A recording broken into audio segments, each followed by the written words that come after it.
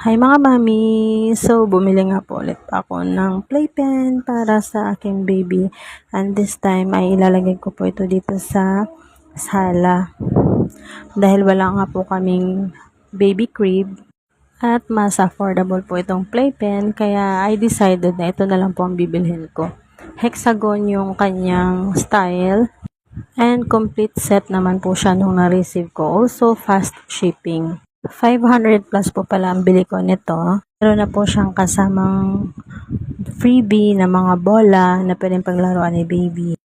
Also, easy to assemble po siya. Kaya ako na po ang gumawa with my help ng aking anak. So, ganyan yung kanyang itsura sa loob. And yan naman po yung sa ilalim.